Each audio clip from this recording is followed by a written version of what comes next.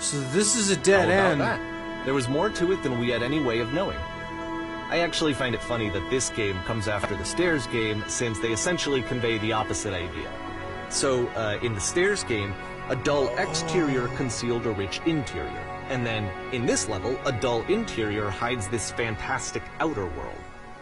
Either way, I think that the point is the same, is that most of the time you don't get to know what you're missing, or even that you're missing anything. That's not your role as a player. So if your role here is not to understand, then what is it? To experience. Alright, we're back here again. You are now exiting. Aha. So, this, combined with the entering game from earlier, tells us that Coda believes his games are connected somehow. It could even be that the Stairs game and the puzzle game are literally connected in between this and the entering game. There's a bigger picture that all of his games are meant to play a role in, some larger meaning that we won't be able to grasp until we've seen all of them. And once we have, we can step back and start to understand what exactly that bigger picture is. But that's a very broken narrative. The Great and Lovely Descent. Oh, wow. A House in the Void. That's fairly normal, right? Let's talk about video game development for a second. Every video game runs on what's called an engine, which determines what the game can and cannot do. So in other words, the engine is a set of tools for game development. To make all of these games, Coda is using an engine called Source. Yeah, but like all engines, Source has certain things that it does well, and it has certain things that it does poorly. One of the things that it does very well is boxy linear corridors. That's why so many of Coda's games are set in these large, flat, empty rooms, is just because he's working with what the engine does well. Whoa. The tools available to the creator shape what kinds of creative work they're going to end up making. You might consider paying attention to the architecture in Coda's games, to notice how they seem to stem from an engine that's very good at producing linear, boxy corridors. Yeah, but you can smooth off those edges in Source.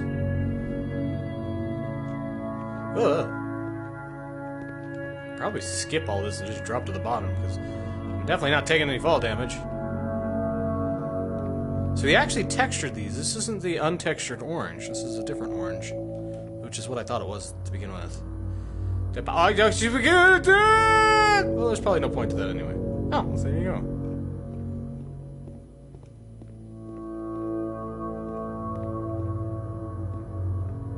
Okay.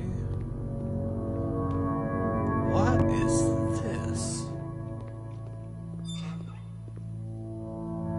Yeah, now this is definitely Source. But most of it's really simplistic, like it was done in the Half-Life 1 engine. Now I'm being corralled. Why am I being corralled? Shit.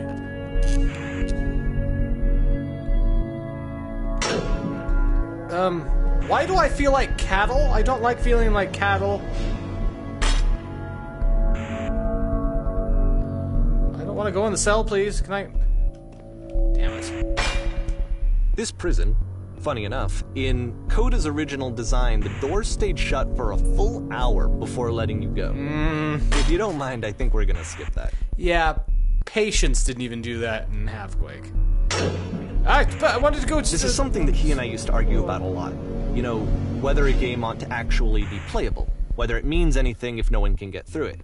And I would always defend that, you know, all this work goes into the game, why not make it playable and accessible? Yeah. And so we just got into heated arguments over it, and there was one time that after one of these conversations, he went home, and a day or two later, he sent me a zip file entitled Playable Games that was full of hundreds of individual games, each of which was just an empty box that you walked around in and nothing else. Believe me, I played every single one of those just to find out if there was like a gag hidden somewhere. There wasn't. What a dick! You haven't way across yet? That's definitely an artist's mind. Not that there's anything wrong with that at all. Oh. It's the puzzle again, Yep. with the exact same solution as the last time. Okay. There it is. But what's the twist? There's still no clear indication of what makes this puzzle so special that Coda is going to return to it over and over. But I promise I'll share with you my interpretation very shortly. And there you go, right there. Your interpretation. Because we're playing the game, that does not mean that we have to go with the interpretation of the original creator. If we take something else away from that, that's completely valid. Listen to the talking heads. You there, did you come from up above? Here, Coda What was up begins there? using a kind of dialogue system that he fashioned out of the engine's chat capabilities. Use the 1, 2, 3 buttons on your keyboard to respond. Stamped with witnesses.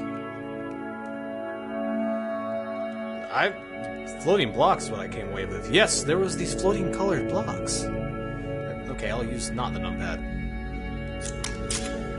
That's the world above? You've been there? Now, this is important. Did you have to get through a puzzle with 2 doors and switches?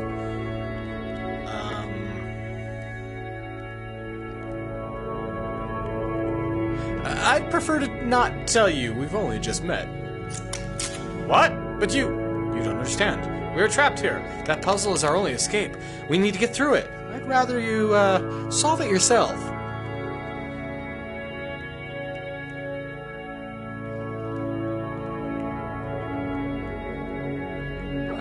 This isn't anything I'd say. I'm not going to tell him how to solve it, but I'll describe what's over there. Let me describe it for you. Let me tell you all about what is over there. No!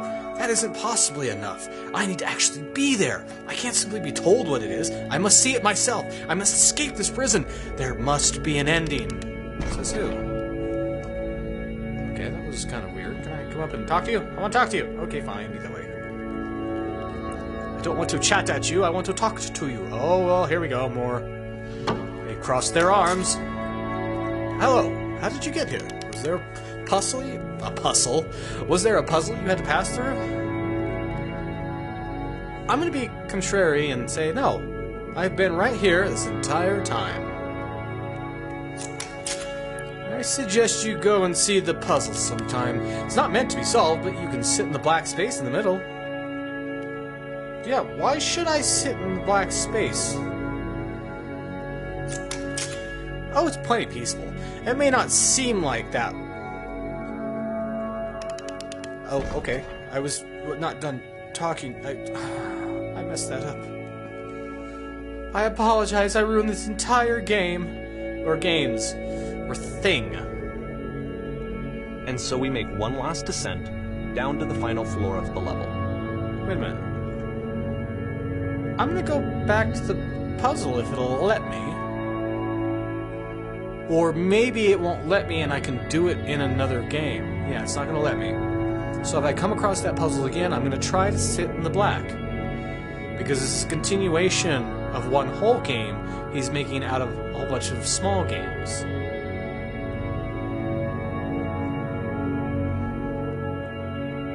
Ugh. Can we not do this right now? Don't shut the door on me, please. Oh. Okay. It's a lamppost. Yeah, I can see that. Okay, I can't tell you quite why, but for some reason, Coda fixates on this lamppost. Yeah. It's going to appear at the end of every single one of his games from here on out. Maybe he likes Chrono I'll tell you Trigger. what I think. I think that up to this point, you know, he's been making really strange and abstract games with no clear purpose, and maybe you can only float around in that headspace for so long. Because now he wants something to hold on to. He wants a reference point. He wants the work to be leading to something. He wants a destination, which is what this lamppost is. It's a destination. We're going to see it in the work as well. His games are just going to become a lot more cohesive, a lot more fully developed, with more of a clear idea behind them. And as we go, that idea will get clearer and clearer and clearer. Okay. Trusting you here, narrator. Don't you lead me wrong.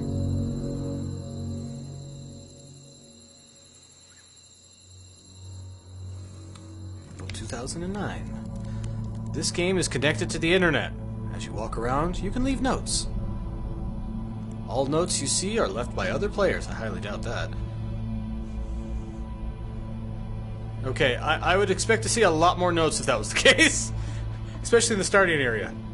First, shit game. Second,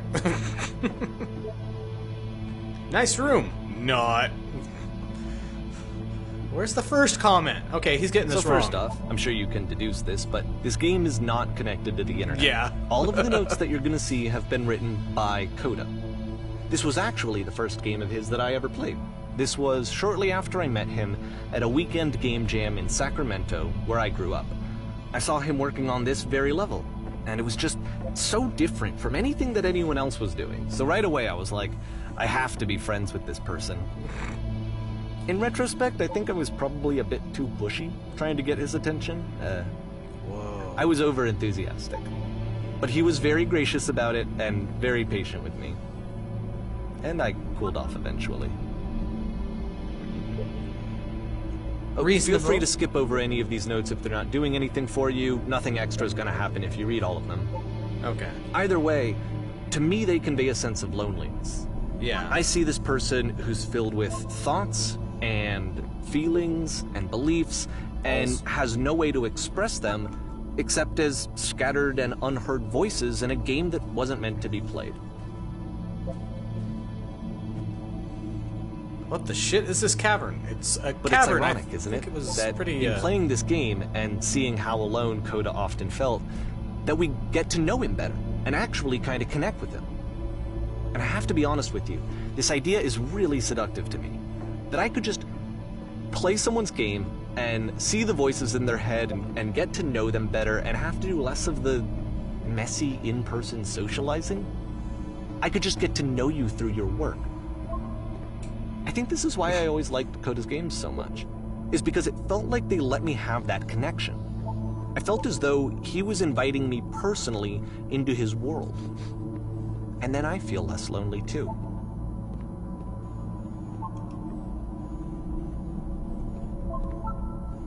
Open sesame! It didn't work. You lied to me, comments! Okay. So I'm looking for an acorn for some sailors. Is that a dirty reference that I don't understand? Okay. Ooh, pretty. Scared of writing something, don't want to feel judged. Well, then, don't write anything and nobody will know that you exist. This is where I get off. Okay, I mean, if you don't want to have the full ride, that's fine. Oh, I want to see what they think of the art. Bunch of hipsters play this. I think I'm this is not going. I think I'm this is not go. What? Okay. I need someone to talk to. I'm right here. This is a note? Yes. Don't listen to the other notes. But they have such important things to say. Or maybe they don't at all. I'm not safe. Okay, then I don't want to be around you. Alright, I'm just going to read a few of these because reading all these would be a waste of time. Painting, what does it mean? Pretty colors and dots? Why you judge? Whoever made this, it has issues. Huh? Huh? Huh? Hey guys, how's it going? Just hanging. Shh! It's a gallery. Help! I'm trying to speak! Well, you succeeded, except only in written form, so I guess you wrote, you failed to speak. Good job. We will all die someday. Insightful. Spoilers? It doesn't mean anything. My sentiments exactly. Devil Tower Star. Is that a game you like? I'm confused. Alright. He was himself the most horrible creature he could imagine. Wow, he needs some self-esteem. Well, I'm here now. Yeah, we're all here now. There's a very strange classroom of some sort. I'm assuming that's cursive sadism. Looks like dictated is a word, is a name, and somebody signed their name. What am I doing up here? Sit in the teacher's seat? Aha! You all learn from me. I'm still alive and you're dead. Since you're dead, there's no reason to teach you. So, why am I up here? What's the point of this?